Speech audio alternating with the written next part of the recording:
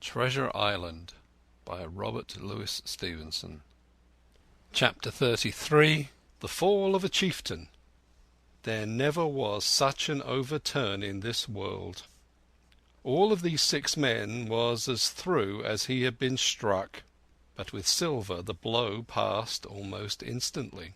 Every thought of his soul had been set full stretch like a racer on that money.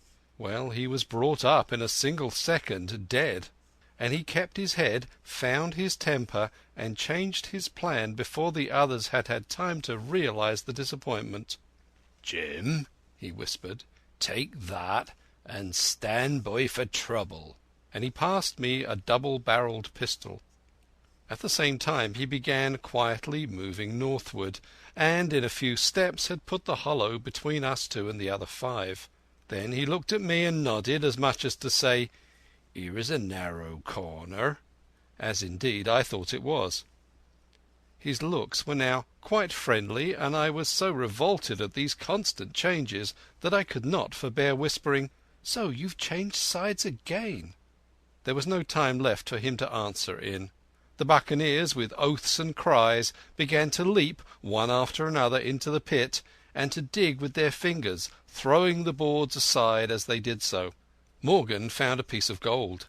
He held it up with a perfect spout of oaths. It was a 2-guinea piece, and it went from hand to hand among them for a quarter of a minute. "2 guineas?" roared Merry, shaking it at Silver. "That's your £700,000, is it? You're the man for bargains, ain't you? You're him that never bungled nothing, you wooden-headed lubber." "Dig away, boys," said Silver with the coolest insolence. "You'll find some pig nuts, I shouldn't wonder." "Pig nuts!" repeated Merry in a scream. "Mates, do you hear that? I tell you now, that man there knew it all along. Look in the face of him and you'll see it wrote there." "Ah, Merry," remarked Silver, "standing for cutting again. You're a pushing lad, to be sure." But this time every one was entirely in Merry's favour. They began to scramble out of the excavation, darting furious glances behind them.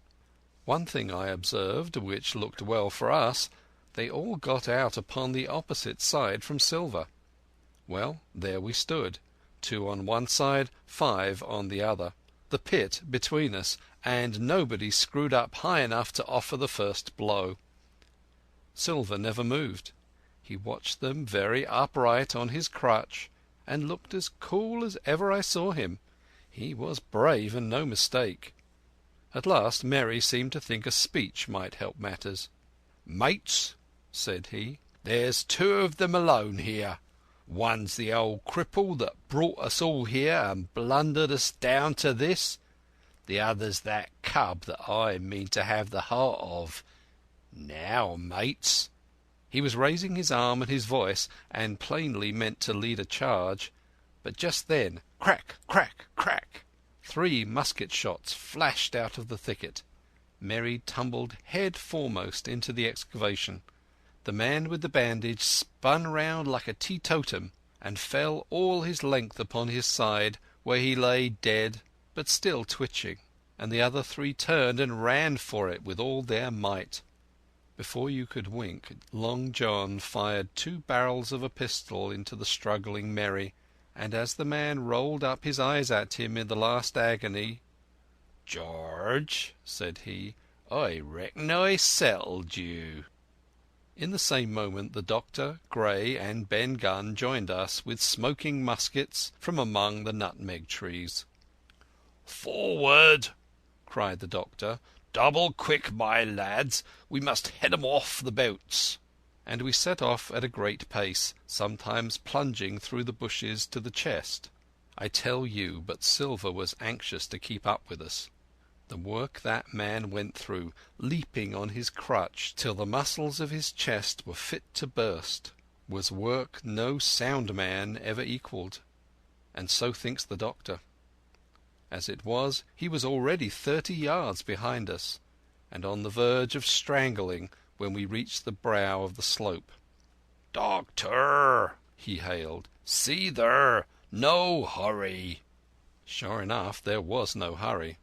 In a more open part of the plateau we could see the three survivors still running in the same direction as they had started, right for Middenmast Hill. We were already between them and the boats, and so we four sat down to breathe, while Long John, mopping his face, came slowly up with us. "Thank ye kindly, Doctor," says he. "You came in about the nick, I guess, for me and Hawkins.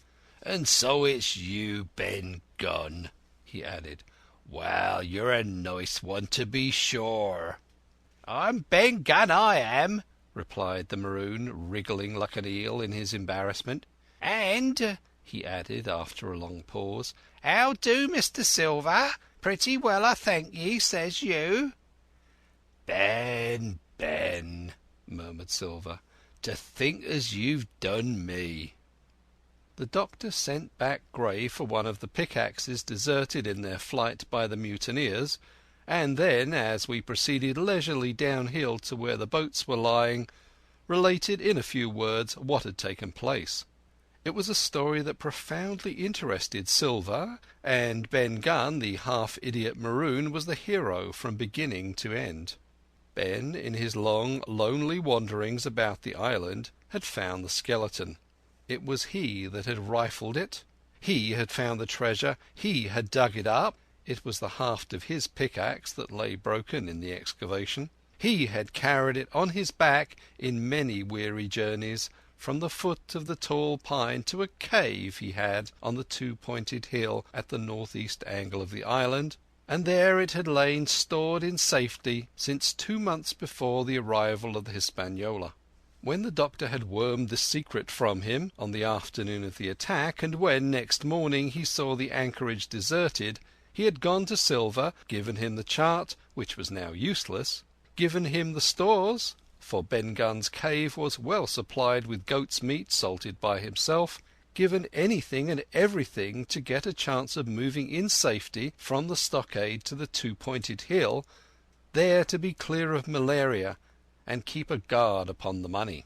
"As for you, Jim," he said, "it went against my heart, but I did what I thought best for those who had stood by their duty, and if you were not one of these, whose fault was it?" That morning, finding that I was to be involved in the horrid disappointment he had prepared for the mutineers, he had run all the way to the cave, and, leaving Squire to guard the captain, had taken Gray and the Maroon and started, making the diagonal across the island, to be at hand beside the pine. Soon, however, he saw that our party had the start of him, and Ben Gunn, being fleet of foot, had been dispatched in front to do his best alone. Then it had occurred to him to work upon the superstitions of his former shipmates, and he was so far successful that Gray and the doctor had come up and were already ambushed before the arrival of the treasure hunters. "Arr," said Silver, "it was fortunate for me that I had Hawkins here. You would have let old Long John be cut to bits, and never a thought, Doctor."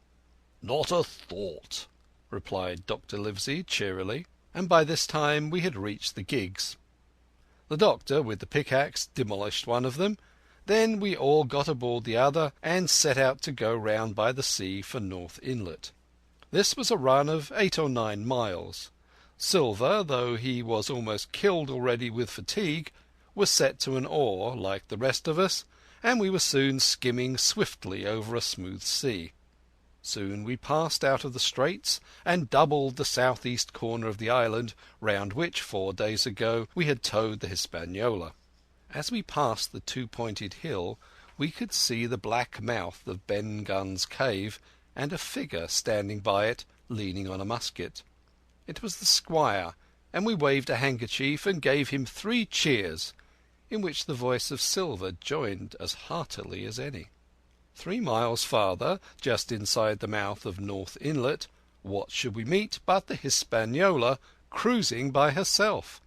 The last flood had lifted her, and had there been much wind or a strong tide current, as in the southern anchorage, we should never have found her more, or found her stranded beyond help. As it was, there was little amiss beyond the wreck of the mainsail.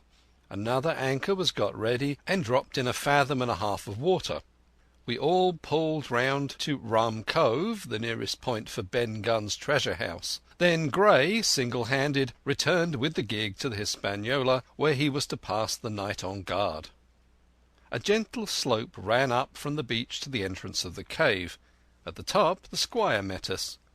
To me he was cordial and kind, saying nothing of my escapade, either in the way of blame or praise. At Silver's polite salute he somewhat flushed. "John Silver," he said, "you're a prodigious villain and impostor, a monstrous impostor, sir. I am told I am not to prosecute you. Well, then, I will not. But the dead men, sir, hang about your neck like millstones." "Thank you kindly, sir," replied Long John, again saluting. "How dare you thank me?" cried the squire. "It is a gross dereliction of my duty. Stand back." And thereupon we all entered the cave. It was a large, airy place, with a little spring and a pool of clear water, overhung with ferns. The floor was sand.